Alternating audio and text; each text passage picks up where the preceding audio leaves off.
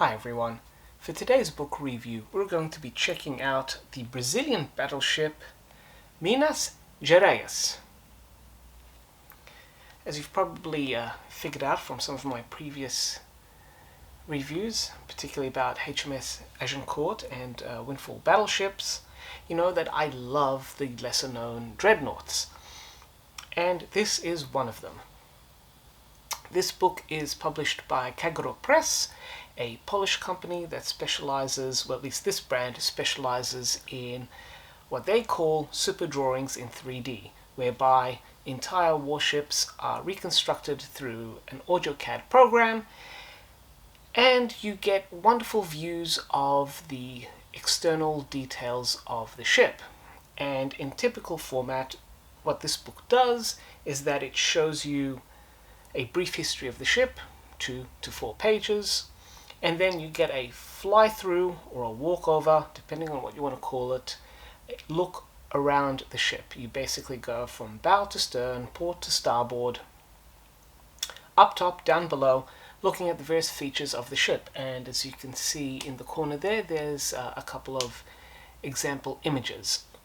The rendering is beautiful, highly detailed, and you get a sense of what it would have been like to have walked the decks of this very early dreadnought. You also get a sense of the strong British links to this design. It's got many features in common with the first generation of dreadnoughts, in particular the woefully placed spotting top that was just behind the first funnel, so that the poor spotters got a great deal of smoke. This particular book shows the Minas Gerais in its original as-built configuration. The Brazilian Navy ordered 2 dreadnoughts, with its sister being the Sao Paulo. And with the Minas Gerais, it was extensively rebuilt in the 1930s. It had a fused single funnel, and its superstructure was modernized. Unfortunately, this book does not reflect those changes. It would have been great in the final pages to have had a side-by-side comparison, looking at how much the ship was modernized and how those changes were reflected. But maybe it's something for another edition. Who knows? Some of Kagero's super drawing series include images where you have to wear 3D glasses so that the images pop in your eyes. This book does not have that, but as with almost all of them, it does come with a set of plans that you fold out. You can either frame or use it for your own model making skills. These books are primarily aimed for the model maker so that you can get all those particular details that aren't often visible in photos or in ship plans.